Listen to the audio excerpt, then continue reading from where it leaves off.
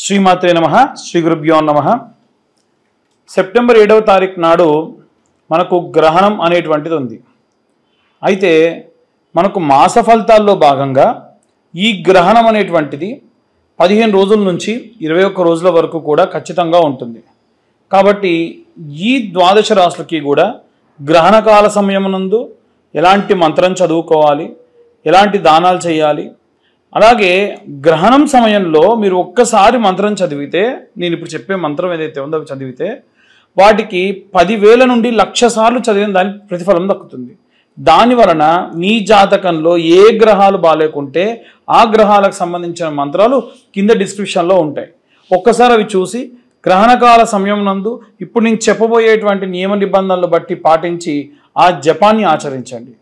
ఇక ద్వాదశ రాశుల వారికి కూడా ఉన్నటువంటి గ్రహ ఫలితాలు ఎలా ఉంటాయనే విషయాన్ని ఇప్పుడు మనం తెలుసుకుందాం. తదుపరి ధనుస్సు రాశి. ధనుస్సు రాశి వారికి సంబంధించి ఈ యొక్క సెప్టెంబర్ నెలలో ఈ యొక్క గ్రహణకాల సమయం నుండి ఆ తర్వాతకి 15 నుండి 21 రోజుల పాటు ఎలాంటి పరిస్థితులు ఉంటాయి, ఎలాంటి పరిస్థితుల వల్ల వీళ్ళు ఎలాంటి సంఘటనలు ఎదుర్కొంటారనే విషయాన్ని ఇప్పుడు మనం తెలుసుకుందాం. ముఖ్యంగా ధనుస్సు రాశి వారికి సంబంధించి దశమంలో కుజుడు ఎప్పుడైతే దశమంలో కుజగ్రహ సంచారం చేస్తాడో, లాభస్థానంలో కుజుడు వక్రగతిలో ఉంటాడో ఆ లాభం అనేది వరకే ఆగిపోతుంది. చాలామంది ఏమంటారంటే నో లాస్ నో ప్రాఫిట్ అని అంటారు. హ్యాపీయే కదా, నో లాస్ నో ప్రాఫిట్, న్యూట్రల్గా ఉన్నాం కదా అని అంటారు. ఎప్పుడైనా గుర్తుంచుకోండి, నో లాస్ వరకు బాగానే ఉంది, నో ప్రాఫిట్ కూడా లాసే. ముఖ్యంగా వ్యాపారస్తులు ఎవరైతే ఉంటారో వాళ్ళ గురించి చెప్తున్నా. ఇన్వెస్ట్మెంట్ పెట్టి మంచి షాప్ తీసుకొని దాంట్లో సరుకులు తీసుకొని ఏదైనా ఒక ప్రోడక్ట్ పెట్టుకొని కూర్చుంటారు, ₹1 బిల్ల రాదు. ఒకవేళ వచ్చినా ఈ షాప్ రెంట్ వరకు పోతుంది అనుకోండి.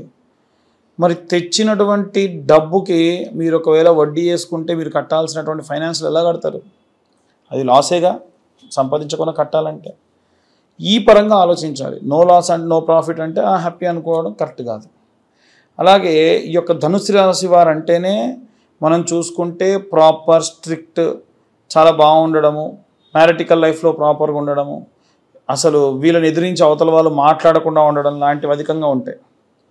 7th హౌస్లో గురుగ్రహ సంచారం.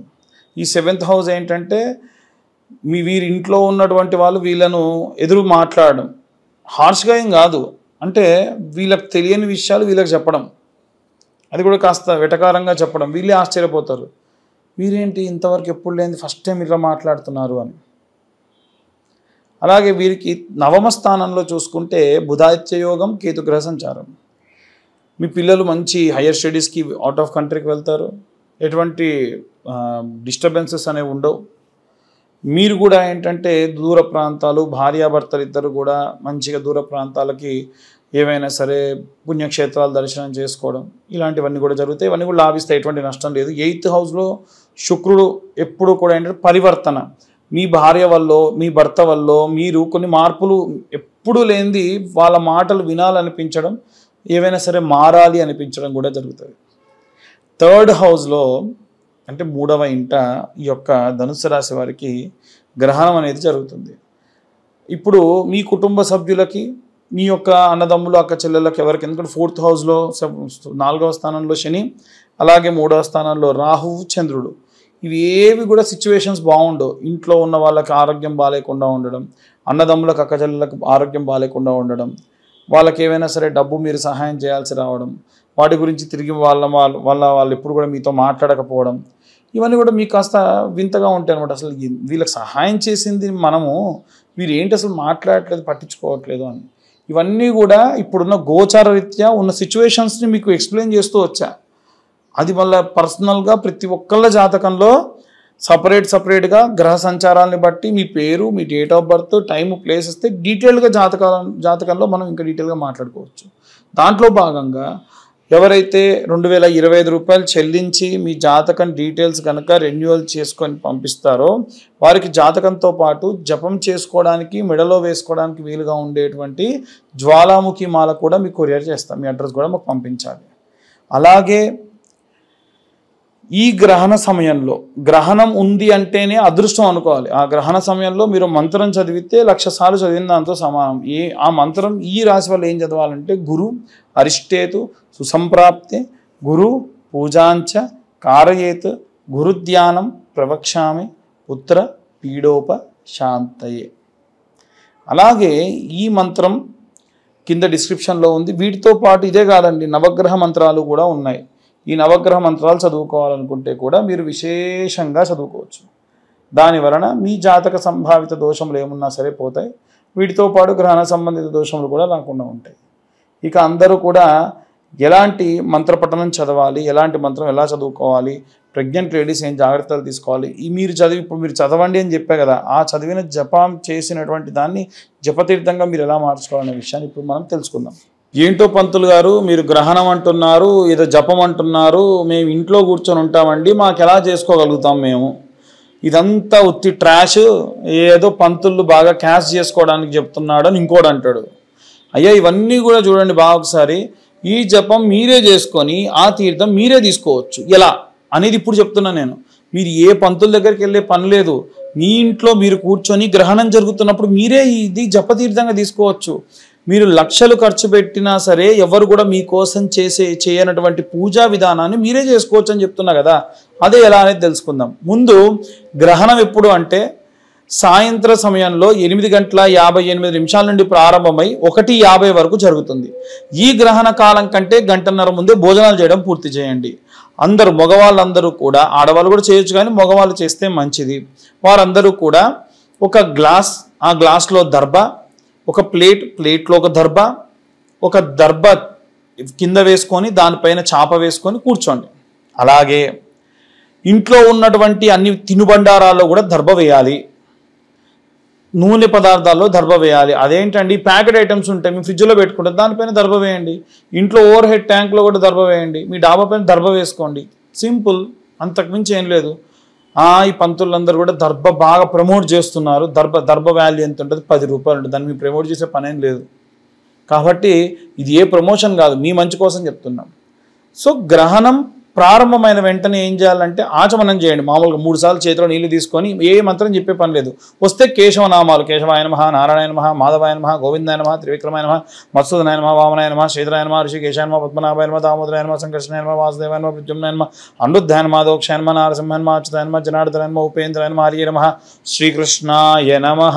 ఇవి కేశవనామాలు. ఇవి చదవగలిగితే చదవండి, లేకుంటే అది కూడా లేదు. సాధారణంగా మీరు మామూలుగా ఆచమనం చేసేసుకోవచ్చు. ఆచమనం చేసుకున్న తర్వాతకి 3 సార్లు చేసుకొని 4వ వదిలిపెట్టి మనసులో మీ గోత్రం అనుకోండి. ఆ తర్వాతకి మీ ఇంటి పేరు అనుకోండి. ఆ తర్వాతకి మీ ఇంట్లో ఉన్న అందరి పేర్లు అనుకోండి. ఉదాహరణ మీ నాన్నగారి పేరు చెప్పారు, ఆయన పేరు రామారావు నామ్న్యః, ధర్మపత్ని సమేతస్య పేరు సీతానామ్న్యః, సుపుత్రకాయ మీ పేర్లు చంద్రశేఖర్ నామ్న్యః, ఇలా అనుకోండి. అనుకొని మనసులో మీ సంకల్పం ఏమిటి? మా జాతకరీత్యా అంటే మమ జాతక సంపూర్ణ గ్రహదోష నివారణ సిద్ధ్యర్థం గ్రహణకాలే నవగ్రహ జపాక్యం కరిష్యే. చేతిలో నీళ్లు పోసుకొని వదిలేయండి. ఆ గ్లాస్లో దర్భ పెట్టిన గ్లాస్లో ఒక స్పూన్ వేసి దర్భ వేశారుగా, ఆ నీళ్లు తీసుకొని వదిలేయండి. ఇక కూర్చొని జపం చేయండి. ఎలా చేయాలనంటే బాసం పెట్టలు వేసుకొని కూర్చోండి. అది తెలంగాణలో అయితే సకలం బుక్లం పెట్టుకొని కూర్చో అంటారు. అట్లా కూర్చొని జపమాల చేతిలో పట్టుకొని ఒక బట్ట ఏదైనా కప్పుకొని కళ్ళు మూసుకొని ధ్యానం చేస్తూ, ఉదాహరణకు ఈ మంత్రం నేను చెప్పా, కింద డిస్క్రిప్షన్లో ఉంది. సూర్య అరిష్టేతో సుసంప్రాప్తే సూర్య పూజాంచకారయే సూర్య ధ్యానం ప్రవక్ష్యామి ఆత్మపీడోపశాంతయే. ఒక పూస తిప్పండి. ఇట్లా 200 సార్లు చదివితే మీ జీవితకాలంలో మీ జాతకరీత్యా ఉన్న సూర్యగ్రహ దోషం పోయి అధికరణ సిద్ధి లభిస్తుంది. ఇలా చంద్రుడిది ఉంది, బుధుడిది, గురువుది, మంగళుడిది, కుజుడిది, అందరిది ఉంది. ఖచ్చితంగా మా ఛానల్ వాళ్ళకి చెప్పి నేను టైప్ చేసి పంపించా, వాళ్ళు ఖచ్చితంగా కింద వేస్తారు. సో నో డౌట్, ఇది ఒకటి బాగుంది. మరి నెక్స్ట్ ఇక చేయాల్సిన దానం విషయంలో ఇంకొకటి, మీరు జపం చేస్తున్న టైంలో మధ్యలో ఒకవేళ ఆపారనుకోండి, ఎవరో పిలిచారు, ఇంట్లో పాప ఏడ్చింది, బాబు ఏడ్చారు, మరి లేచి వెళ్ళిపోవద్దు. ఆ నీళ్లు ఒక స్పూన్లా తీసుకొని తత్సత్ బ్రహ్మార్పణమస్తు అని పక్కన ఉన్నటువంటి ప్లేట్లో వేయాలి. ఆ వదిలిపెట్టిన నీళ్ళే జపతీర్థం. ఈ 9 గ్రహాలు చేసి ఆ తీర్థం తాగాలి.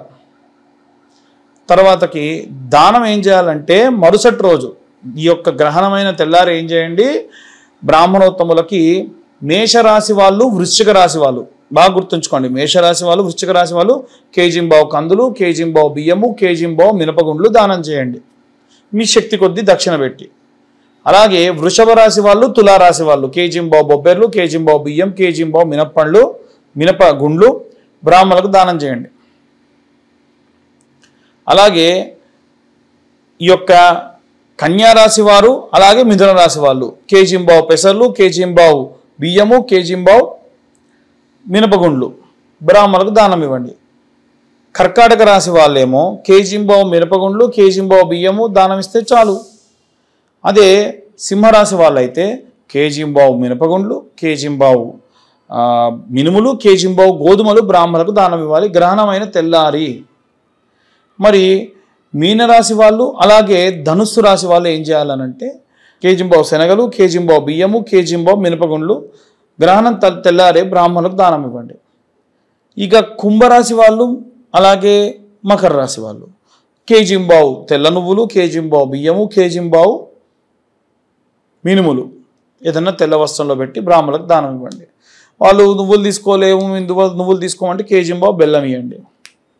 లేదు నూనె తీసుకుంటా అంటే కేజీంబావు వంట నూనె ఇవ్వండి.